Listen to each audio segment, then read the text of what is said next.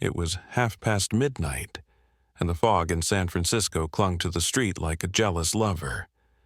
My office was 3 stories up, overlooking Geary, the kind of view that came with peeling paint and a busted radiator.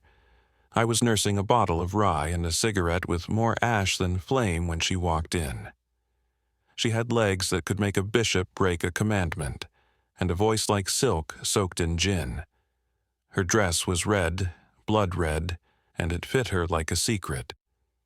She said her name was Velma Crane, but dames like that never give their real names, just the ones they want carved on tombstones.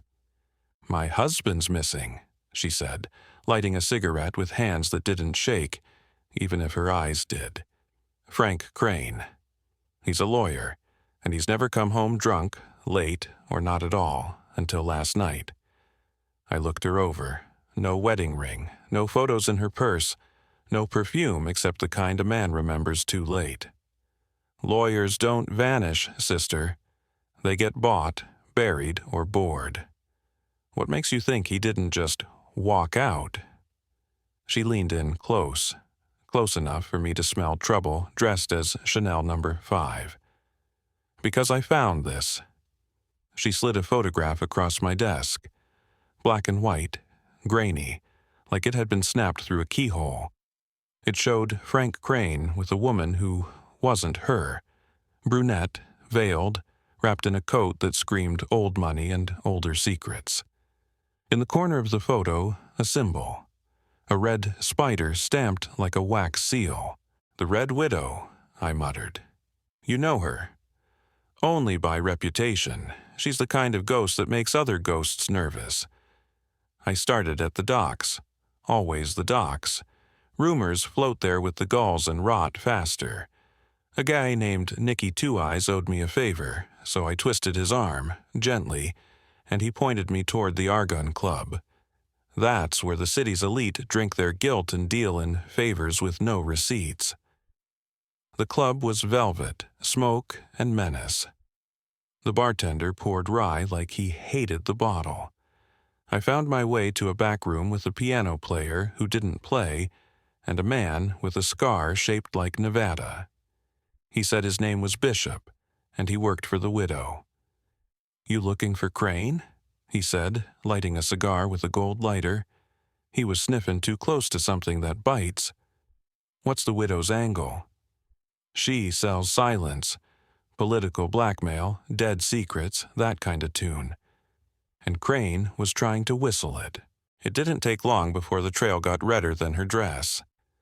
I found Crane in an alley behind Chinatown, shot twice in the back, wallet gone, wedding band still on.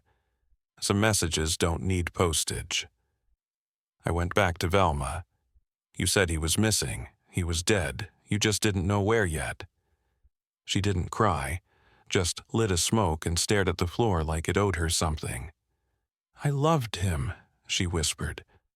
"No, lady, you hired me to find a husband. You forgot to mention he was chasing ghosts with loaded guns." I handed her the photograph.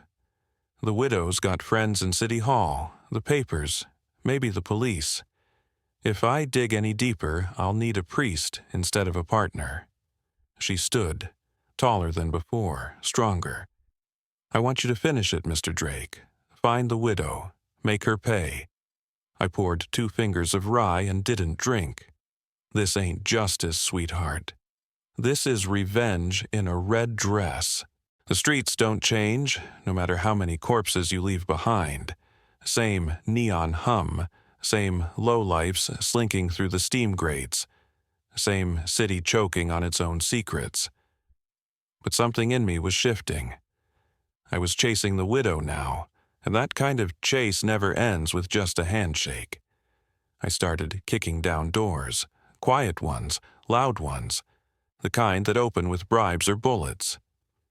Bishop had slipped into the wind, but his trail led me to a tenement in the Tenderloin, where the paint peeled like dead skin and the halls smelled like old blood and cheap curry.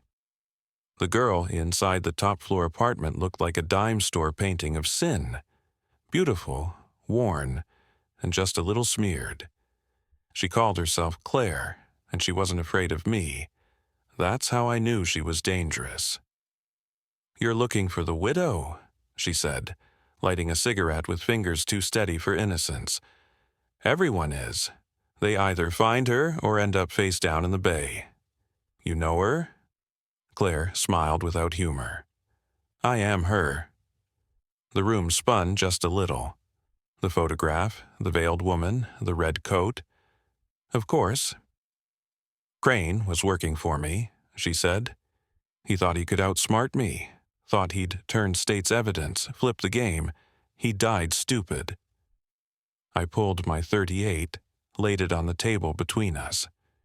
"You killed him." "No," she said calmly. "You don't kill a man like Crane. You let him kill himself with his own ambition.